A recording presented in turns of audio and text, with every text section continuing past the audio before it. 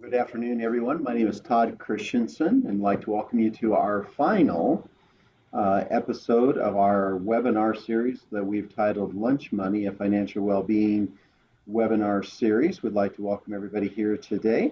One of the things that we want to remind everybody is if you take the opportunity to do a view in speaker view, that'll give you the best viewing experience. We also want to remind everybody that this recording or this webinar is being recorded and will be made available on our website at capedcu.com/lunchmoney. Again, that URL is capedcu.com/lunchmoney.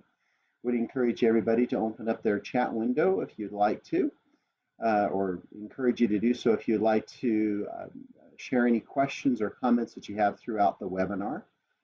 We are pleased to welcome with us Casey Taylor, our VP of Commercial Lending with Caped Credit Union today.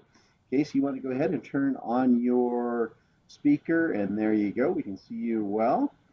If you want to advance one more slide there, Casey, we wanted just to touch base with a few items. This is our Get Give. This is a great program that we at CapEd have had for about 3 years now. It's an opportunity to welcome new individuals to our credit union.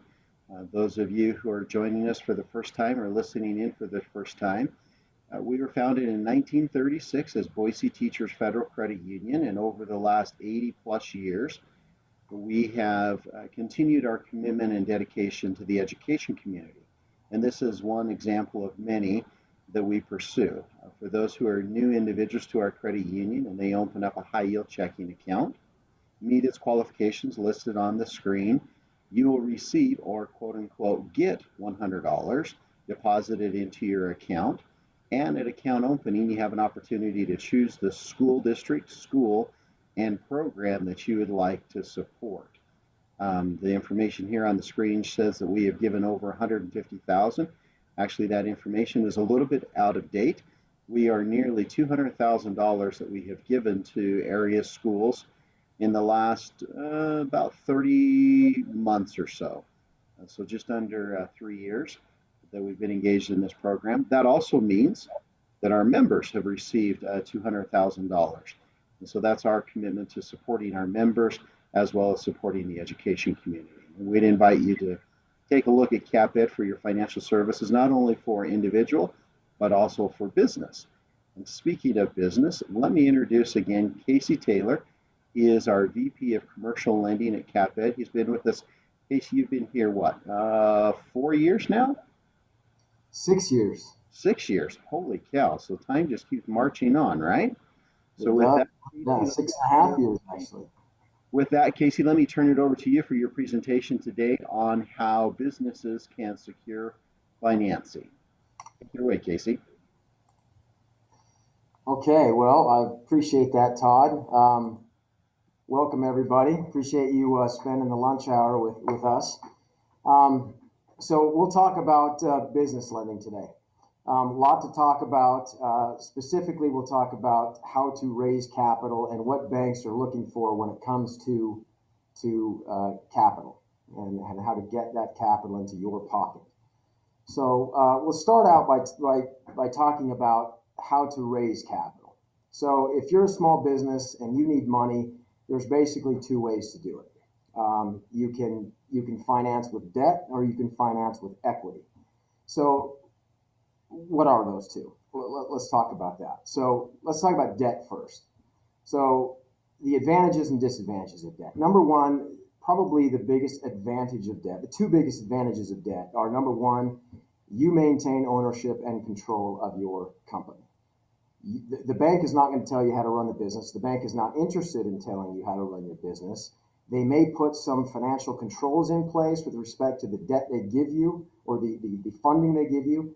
But for the most part, you're going to maintain and retain ownership of and control over your company.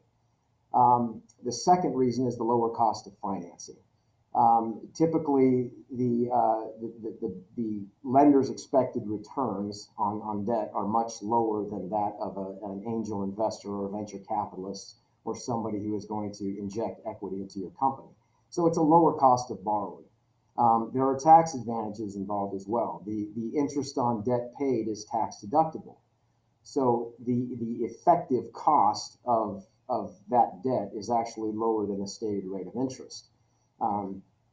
Because you're paying some of the cost of repaying that debt is going to be tax deductible, which is going to allow you to capitalize on a lower cost of financing through debt financing. Disadvantages. Obviously, it's going to increase your leverage and your risk. If you are maintaining ownership of your business, but you are taking on debt, you are the sole owner of that debt. Now, this is kind of cliche to say, but debt is expected to be repaid.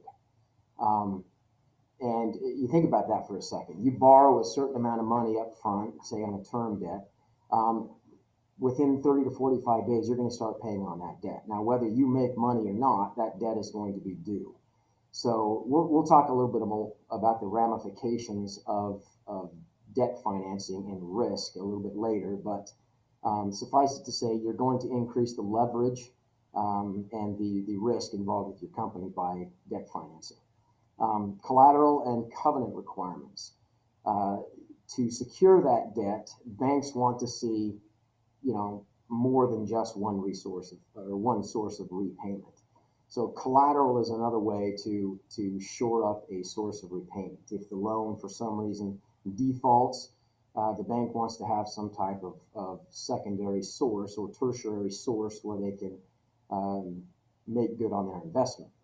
So if you have equipment or real estate, often there are deeds of trust and titles put against those pieces of collateral, and they can be liquidated in an event of default.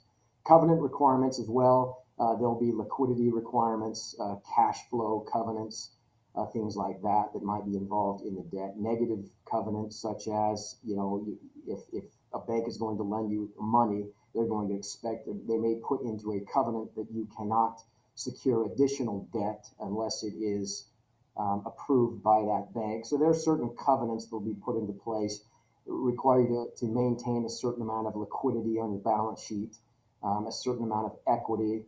They may put a requirement on your debt to equity ratio so that they make sure that you don't go above that.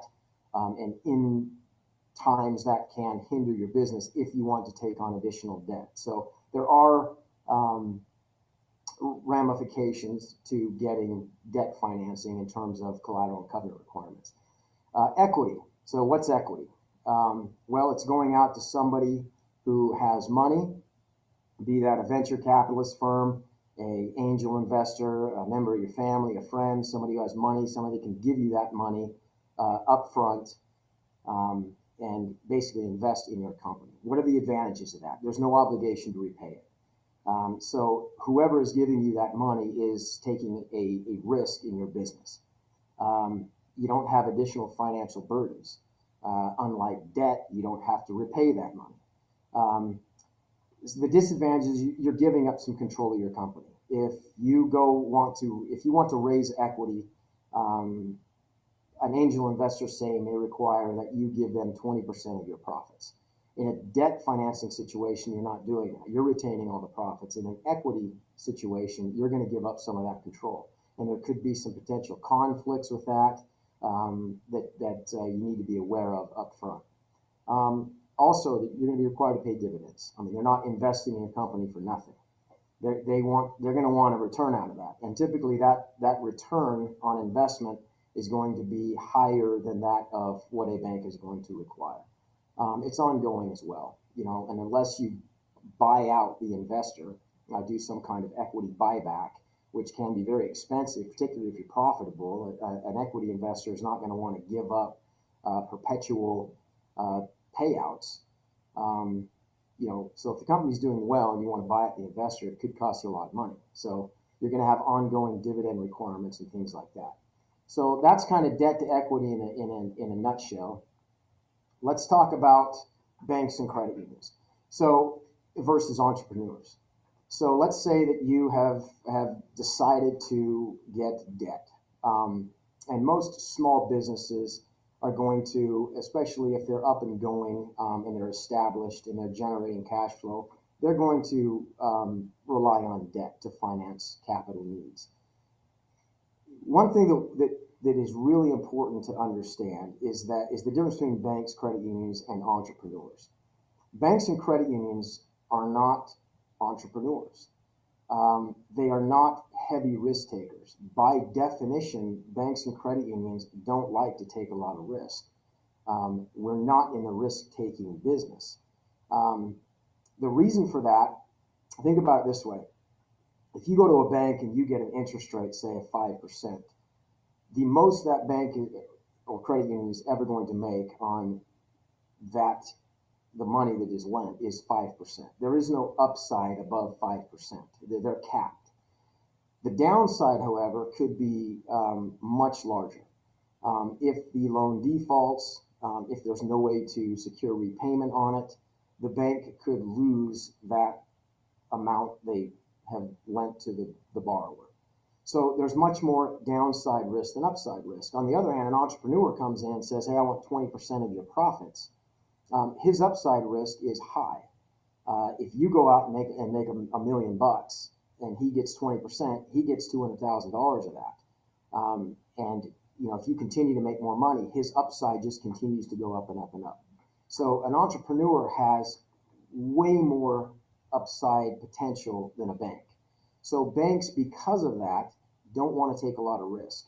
We don't like projections. We want to see historical financials. We want to see businesses that are established, that have historical verifiable cash flow. We don't want to go in and take a risk on a business that has not proven itself. And we'll talk a little bit about becoming bankable coming up as well. But startup businesses. Normally, a startup business is not going to get financing through debt. I don't know if you saw the interview with Mark Cuban, but he had some interesting things to say about entrepreneurs who start up businesses with debt. I won't repeat that in this webcast, but suffice it to say, he's not big on businesses starting up with debt. And normally, banks aren't going to offer small businesses big loans because there's no verifiable source of repayment. It has not been established yet. If there's equity financing with a startup business, then down the road they become bankable if they can show a couple of years tax returns, a couple of years of profit, a couple of years of cash flow, positive cash flow, ability to repay debt. That's when businesses become more bankable, because banks now and credit unions have the ability to look at historical generated information and determine the cash flow ratios and ability to repay debt. So types of debt financing, there's short and long term. So short-term debt is to cover, things in the short term, obviously. Long-term debt, I'm going to speed up a little bit here, but long-term debt is more for equipment financing, real estate financing, things like that. Short-term is to maintain solvency, to lines of credit, money that you need to keep your cash cycle moving. So that there are differences there. Fixed is usually with long-term debt. You have variable lines of credit. The difference between a long-term and short-term, one of the differences, if you have a short-term line of credit, which is usually 12 to 24 months, it's going to be on a variable note tied to some type of market index, like the Wall Street Journal Prime, plus some type of spread on that. And fixed-term debt is going to be amortized over a specific period. If it's real estate, it's going to be a much longer period because of the useful life of the asset. Term debt, normally the amortization schedules are going to be geared towards the useful life of the asset. So if there's a piece of equipment that has a useful life of 7 to 10 years, a bank or a credit union is going to want to finance that over that same period, 7 to 10 years, to keep up with the depreciation schedule, so they can maintain their worth, their value in that piece of collateral. So Um, moving on to financing. So you determine you want to get debt. That's how you want to finance your capital growth. And you've gone to a bank or a credit union, and let's say that you have filled out your application, you're ready to go. What does the bank look at? So we'll look at the 5 C's of credit. This is kind of a superficial way to look at it, and we'll do a cursory analysis of each one of these 5 C's. But really, a bank's going to take a holistic approach of these 5 C's of credit. If you're lacking in one, we're going to want to see that you compensate for that in another. But really, we're going to look at these 5 things. So let's go over these 5 things. The first one is character. And let me just kind of put this back on the listener here. So who are the types of people you want to hang out with?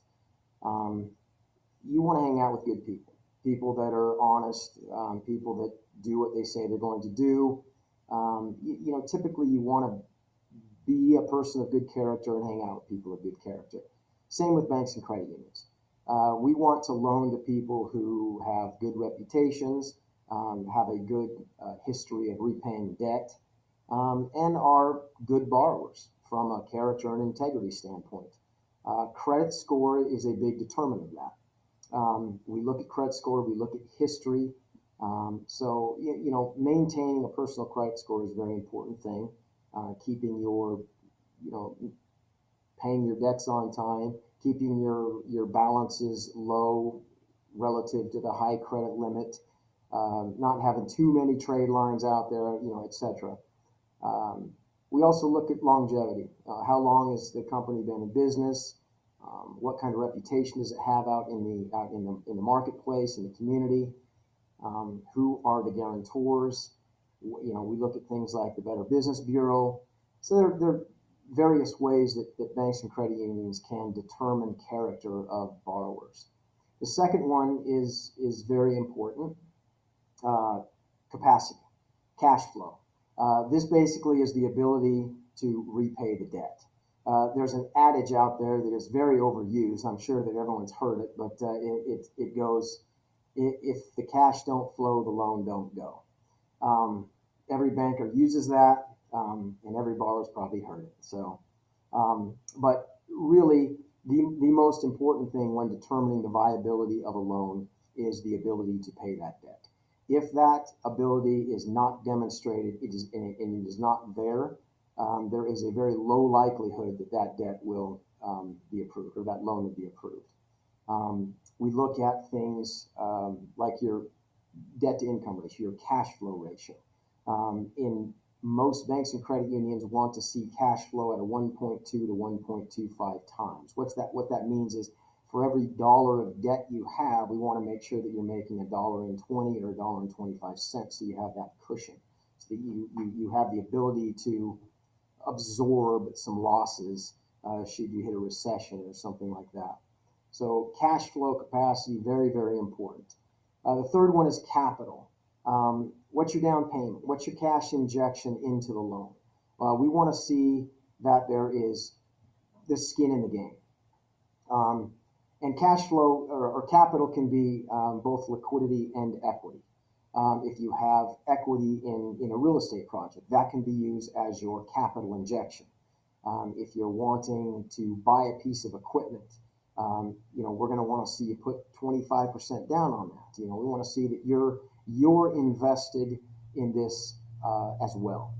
So, and also, your collateral is typically worth more to you than it is to a bank. Banks do not want to refurbish collateral. We don't want to foreclose, and we don't want to hold your assets on our balance sheet. We're just not in the business of doing that. So that goes back to number 2. We want to make sure you can cash flow and cover that.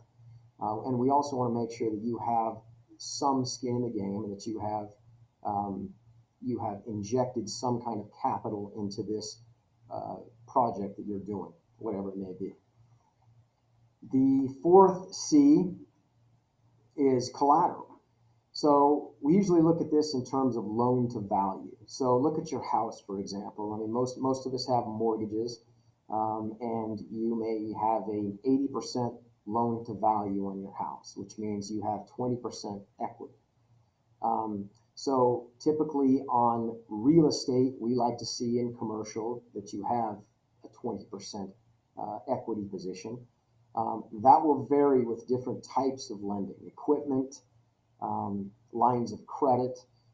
Your loan to value on those type things are going to vary based on whatever that piece of collateral is, whether it be an automobile or a tractor or a house or whatever the case may be. And again, that collateral is that equipment is worth more to you than it is in a liquidation scenario. So we want to make sure there is some value and there is some equity position in that collateral. And that's also our kind of our last resort. If there is no repayment of that, if there is a default on the primary source of repayment, which is the cash flow, and then the guarantors of the loan are not able to make that up, the last thing that a bank has obviously is to liquidate that collateral. And a lot of times the collateral is going to be sold for much less than what the loan was. So the fifth thing is conditions. What type of industry are you in? Is the industry more, is it more elastic? Is it more inelastic? Is it more susceptible to recession? What's the economy like right now? What are interest rates? What kind of variability does it have to certain economic conditions? So we look at things like that. So conditions kind of fall outside of the ability of the borrower to control often, things like economy and industry. But so those are the things that we look for in the 5 C's of credit. So how do you apply for a loan? Well, the first thing you do is you go to a bank, you talk to a banker or a credit union, and you talk to a commercial loan officer, and you let them know what you want, exactly what the, have a pretty good business plan in place as to what you want them to lend you money on. And then they're going to require specific things. Typically, any loan that you ask from a business standpoint is going to require 2 to 3 years worth of business tax returns, financial statements, and personal tax returns as well, and a personal financial statement. Banks and credit unions have different templates they can send you on personal financial statements, but you can also utilize your CPA to get tax returns and financial statements to the lender. But almost inevitably, you're going to be asked to provide at least 2 years worth of historical financial information. There'll be an application required, a credit report. Almost invariable, credit will be pulled if there are guarantors involved, and you'll be asked for a debt schedule so that a debt to equity ratio can be generated. So let's talk about why personal tax returns are required on business debt. So that's another risk of debt financing over equity financing, is often if you are the owner of a business, you're going to be most likely signing a personal guarantee on a commercial loan to your business. That is going to be what is called a secondary source of repayment for the bank or the credit union. So if the primary source is defunct or is in default, then we look at the secondary source, which is the guarantor. And then, of course, the last source is the collateral liquidation. So that is why we look at personal tax returns. We like to run what's called a global scenario. So we will look at what kind of cash flow the business generates on its own. And then we will look at a global scenario where we combine the business and the guarantors and all of the debt, the guarantor debt, the business debt, and then we will look at a cash flow scenario based on those factors as well. So it's kind of a dual approach there.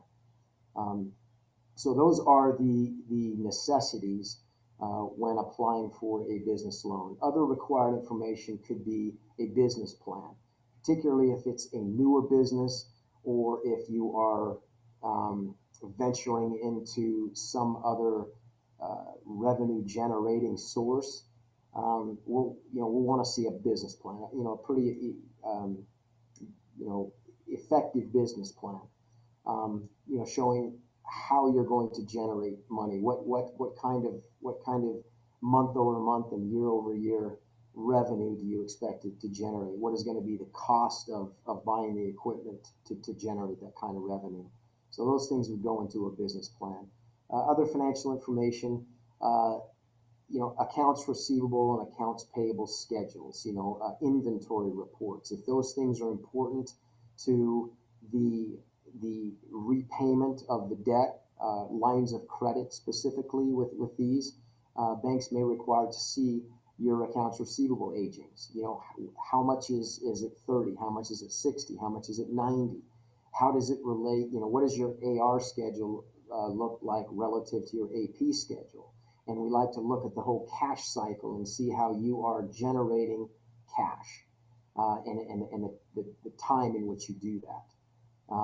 Operating agreement, bylaws, insurance information, all those things are necessary eventually to close on the loan, just to show that the legitimacy and viability of the company. So that's kind of, in a nutshell, my presentation. I will turn it back over to Todd, and happy to answer any questions that anyone might have. Well, thank you, Casey. That's a great presentation.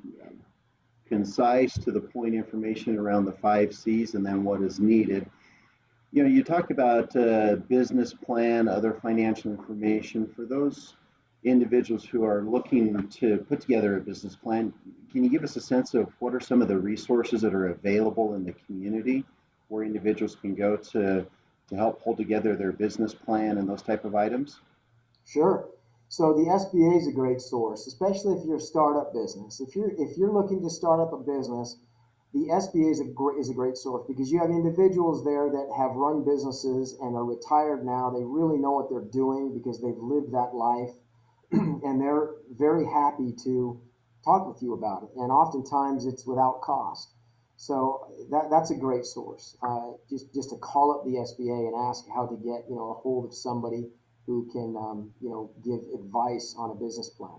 Another way, obviously, is Google. I mean, in the information age right now, if you Google business plan, you can get extremely granular business plans out there online that you can then use as a reference to create your own for your business. And also, if you're looking at generating capital through a venture capital company or through equity, a lot of times those venture capitalists and those angel investors really know a lot about business. And if you go to them with a good plan and are able to sell them on your business and get some kind of equity injection, they're going to really help you out with generating a business plan and working on structures to maximize revenue. I would add to that, to the SBA is also the small business development centers. They're often associated with local community colleges and or universities. And then we're also the benefactor in the state of Idaho for women business and business of minority. They can reach out to the Idaho Women Business Center that started up about 18 months to 2 years ago. And those are some resources that are available. And I think, as Casey has indicated, a lot of these resources are available to individuals at no cost.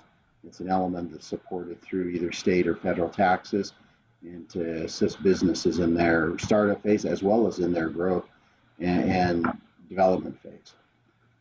Casey, a question that I have here is, do banks or credit unions tend to like one business over another, or a business vertical, if you will, one over another? Do they tend to specialize in those areas? Do banks and credit unions prefer one business over another? That's the question? Yeah, a business type, if you will. For whether it's medical vertical or agricultural vertical or manufacturing. Can you speak to that a little bit? I would say to that question, that's a difficult question to ask, but let me make it simple. Not necessarily. What banks and credit unions are looking for are basically what I've discussed in the presentation.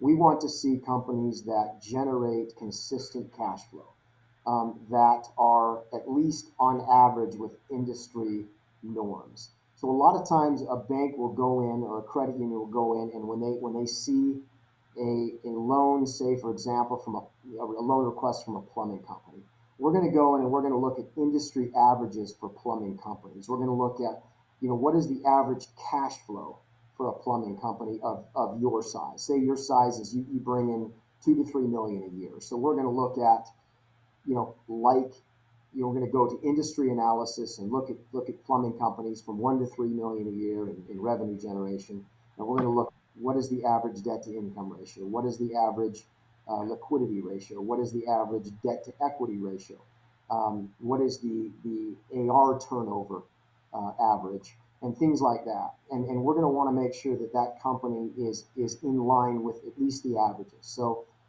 average or better than average. And then we're just going to look at the general metrics of prudent lending. Um, you know, what's your capacity? What's the collateral? What are you borrowing on? Do you have sufficient cash to inject in the company? Do you have liquidity reserves? So no, we're not really. Well, we don't discriminate when it comes to businesses. We just want to make sure that I mean, I'll tell you right now, we've got loans out to so many different types of businesses. Just we run the gamut from A to Z, and we look at them differently but the same. Okay. Differently in terms of which industry they're in, but also the same in terms of we just want to make sure there's a sustainable viability to that business. Would it be too simplistic to summarize it that looking at the good idea and then also balancing that with the risk for that business owner as well as for the financial institution that is looking to provide them a loan? Yeah. Yep. And then another question here, we often hear LTV. That's thrown around kind of as a simple way to explain something of loan to value or LTV. You want to take that and break that down, maybe simplify it and maybe give a quick explanation of LTV? Yeah, loan to value. So basically, lending institutions want to make sure that they're not lending 100% of the collateral of the loan. Let me give you an example. Let's say that you buy a building and it costs you $1 million, and a bank lends you $1 million. So it's worth $1 million. You got a recent appraisal on it. That's how much it cost you to build. So your loan to value is 100%. Well, if there's a liquidation, okay, let's look at it this way. If there's a recession, there's a chance that within a very short period of time, we've seen it happen, especially in '07 and '08, '09, where you saw mass devaluation in the marketplace on many types of different real estate, land, and just all over the place. So you could lose 10 to 20, even more than 20%, almost overnight in a recessionary period. Second thing is liquidation can also cost a lot of money. So if a bank forecloses on a property, it could cost 10% of the value of that property just to go through the legal process of the foreclosure. Marketing. You got to pay a broker to market it and lease it up or sell it. So there's got to be a buffer there to maintain the integrity of the collateral, and maintain that the ability for a bank to at least try and in a liquidation scenario make whole on the money it lent. So the stronger a borrower is, Again, balancing that risk. yeah, Balancing. if you're a very very strong borrower, there'll be better loan to value requirements. We may go up to 80%. If you're not as strong, we may require a little bit lower loan to value because the chance that we may get to that liquidation scenario is greater.